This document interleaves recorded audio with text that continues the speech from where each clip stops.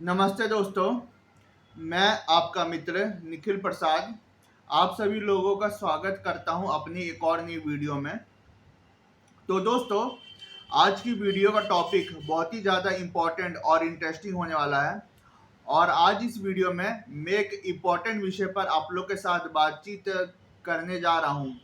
तो अंत तक इस वीडियो में बने रहें, क्योंकि हो सकता है कि इस वीडियो के अंत तक आपको बहुत कुछ महत्वपूर्ण जानकारियां जानने को मिले। तो दोस्तों, बहुत सारे ऐसे पेरेंट्स होते हैं जो देखते हैं कि उनका बच्चा हकला रहा है। ठीक है, तो बहुत सारे पेरेंट्स को जो है अपने बच्चे के हकलाहट के बारे में कुछ भी मालूम नहीं होता है, क्योंकि क्या है कि पेरेंट्स खुद नॉर्मल है, पेरेंट्स को स्टैमरिंग की प्रॉब्लम नहीं है। पर किसी रीजन से जब वह देखते हैं कि उनके बच्चे को स्टैमरिंग की प्रॉब्लम हो गई है, तब एक नॉन स्टैमरिंग पेरेंट है ना, यह समझ नहीं पाता है कि आखिरकार कैसे वह अपने बच्चे की स्टैमरिंग को डील कर पाएंगे और कैसे अपने बच्चे को वह ठीक कर पाएंगे। इस चीज का अंदाजा एक नॉर्मल पेरेंट को बिल्कुल नहीं हो पाती है।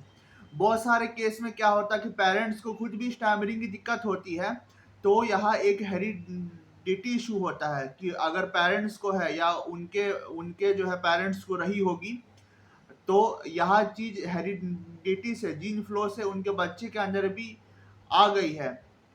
तो अगर फैमिली बैकग्राउंड होती है स्टैमरिंग की, तब उस परिवार में ज़्यादा कुछ प्रॉब्लम नहीं होती है, क्योंकि परिवार में ही स्टैमरिंग की समस्या है। तो परिवार के लोग समझते हैं कि आखिरकार इस बच्चे को स्टैमरिंग की दिक्कत क्यों है, क्योंकि परिवार में पहले से ही स्टैमरिंग की समस्या है। तो यह हेरिडिटी से, जीन फ्लो से यह बच्चे के अंदर आ गई होगी। तो यही रीज़न है कि जहाँ पर परिवार में ही स्टैमरिंग की समस्या है, तो परिवार वाले समझते हैं कि आखिरकार बच्चे के अंदर यह समस्या कैसे आ गई है।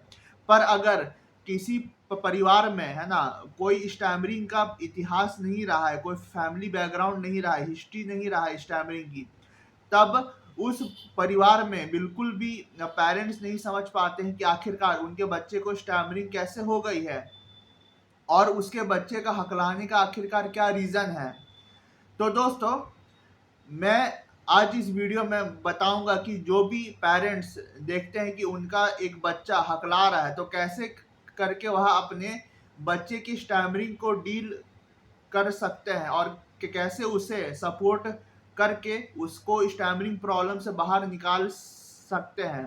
तो अंत तक इस वीडियो में बने रहे, खासकर वह पेरेंट्स जो कि अपने बच्चे की स्टैमरिंग की समस्या से बहुत ज़्यादा परेशान है और यह बिल्कुल भी नहीं समझ पा रहे कि आखिरकार वह अपने बच्चे को स्टैमरिंग की जो प्रॉब्लम से कैसे बाहर निकाल पाएंगे और कैसे उसको एक नॉर्मल बच्चे की तरह लोगों के सामने पेश कर पाएंगे।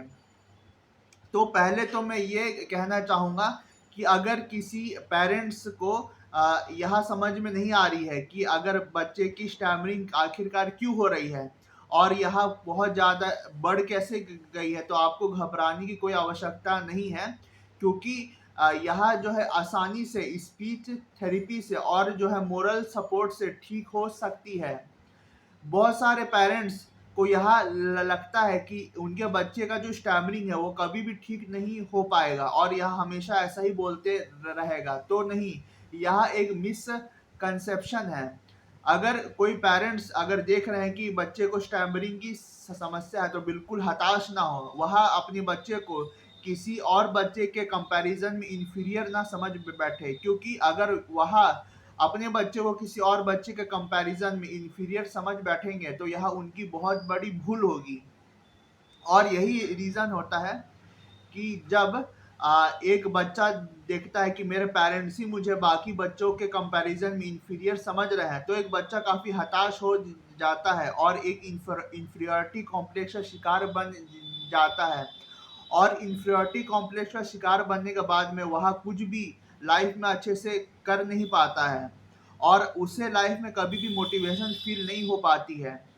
और जैसा कि हम सभी लोगों को पता है कि स्टैमरिंग के केस में मोटिवेशन बहुत ज़्यादा मायने रखती है। अगर एक हकलाने वाले को लाइफ में मोटिवेशन ना मिले, तो वह बिल्कुल भी हताश हो जाएगा और हताश हो करके वह अपनी जो जंग है, जो उसका एफर्ट है, वह उसमें मोटिवेशन खो देगा और थक हार के कहीं पे बैठ जाएगा और वो वहाँ बिल्कुल हार मान लेगा कि अब आगे मुझसे कुछ भी नहीं हो पाएगा।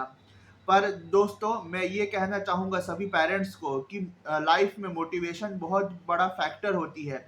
अगर आप अपने बच्चे को मोटिवेट कर पाएंगे तो समझ लीजिए कि आपका बच्चा बहुत जल्द ठीक होने वाला है, क्योंकि सब कुछ मोटिवेशन से ही होता है। अगर मान लीजिए कि आप अपने बच्चे को बाकी बच्चों से कंपेयर कर रहे हैं, तो वह बिल्कुल हताश हो जाएगा और कहीं न कहीं उसके अंदर एक इन्फीरियरिटी कॉम्प्लेक्स डेवलप होना शुरू हो जाएगी। तो एक बार इन्फीरियरिटी कॉम्प्लेक्स जब डेवलप होना शुरू हो गई उसके अंदर, तो वह बिल्कुल भी जो है मोटिवेशन फील नहीं कर पाएगा और due to lack of motivation आप देखेंगे कि उसका इंटरेस्ट हर जगह जो है पीछे हो रहा है। वो पढ़ाई लिखाई में भी पीछे हो रहा है, उसका इंटरेस्ट पढ़ाई लिखाई में बन नहीं पा रहा है, वह जो है लोगों के सामने ठीक से बोल भी नहीं पा रहा है और उसका कहीं भी ध्यान लग नहीं पा रहा है। तो यह चीज़ मोटिवेशन से ही होती है। अगर आप अपने बच्चे को मोटिवेट करके आगे बढ़ाते रहेंगे तो आप देखेंगे कि वह हर चीज़ में एक्सेल कर पा रहा है, चाहे वह पढ़ाई लिखाई हो, चाहे वह अपना फ्लुएंसी बिल्डिंग हो, स्पीच हो। तो हर चीज़ में आपका बच्चा एक्सेल कर सकता है। बस आपको यह करना है कि आपको अपने बच्चे को कभी भी बाकी बच्चों से कंपेयर करके यहाँ उनको फील नहीं कर करवाना है कि वह इंफीरियर है, बल्कि आपको अपने बच्चे को हमेशा मोटिवेट करते हुए आगे बढ़ाने की कोशिश करनी है। अगर आपने गलती से भी अपने बच्चे को कंपेयर कर दिया किसी और बच्चे से, तो कहीं ना कहीं उसके अंदर एक ऐसी इंफीरियरिटी कॉम्प्लेक्स डेवलप हो जाएगी कि वह लाइफ में आगे हो सकता है कि कुछ ना भी कर पाए। तो अगर आपका बच्चा बहुत ज़्यादा हकला रहा है और हकलाने की समस्या से वह जूझ रहा है, तो आपको ज़्यादा टेंशन लेने की आवश्यकता नहीं है। बस आप उसको मोटिवेट करते रहें और मोटिवेट करते हुए आगे बढ़ाते रहें लाइफ में। अगर आप उसको मोटिवेशन देंगे तो उसे अंदर से और एनर्जी फील होगी, हाँ, कि मैं लोगों के सामने अच्छे से बोल सकता हूँ और वह कभी भी हिम्मत हार के बैठने वाले लोगों में से नहीं रहेगा। अगर बहुत सारे बच्चे को मैंने देखा है कि वह जो है बहुत ज़्यादा डिप्रेस हो जाते हैं और डिप्रेस होने की वजह से वह लोगों से बातचीत नहीं करते हैं और अकेले-अकेले रहते हैं। तो वैसे बच्चे लाइफ में ज़्यादा एक्सेल नहीं कर पाते हैं। वहाँ वहाँ अपना ज़्यादातर वक़्त अकेले एकांत में बिताते हैं और ज़्यादा लोगों से घुल-मिल नहीं पाते हैं और घुलने-मिलने नहीं पाते हैं। इस वजह से क्या होता है कि उनका जो है एक पर्सनैलिटी, एक कम्युनिकेशन स्किल्स डेवलप नहीं हो पाती और वह लोगों से ज़्यादा इंटरेक्शन करने में इंटरेस्टेड भी नहीं रहते हैं। तो उनके अंदर जो लैक ऑफ मोटिवेशन होता है, तो इस वजह से वह किसी भी चीज़ में एक्सेल नहीं कर पाते हैं, चाहे वो पढ़ाई लिखाई हो, चाहे स्पोर्ट्स हो, चाहे अपना कम्युनिकेशन स्किल्स हो, चाहे पर्सनैलिटी बिल्डिंग हो। तो पेरेंट्स के लिए बहुत ज़्यादा इम्पोर्टेंट यह है कि आप अपने बच्चे को हमेशा मोटिवेट करते हुए आगे बढ़ाते रहें। अगर आपका बच्चा सेल्फ मोटिवेटेड रहेगा तो आपको इसकी टेंशन लेने की कोई आवश्यकता नहीं होगी।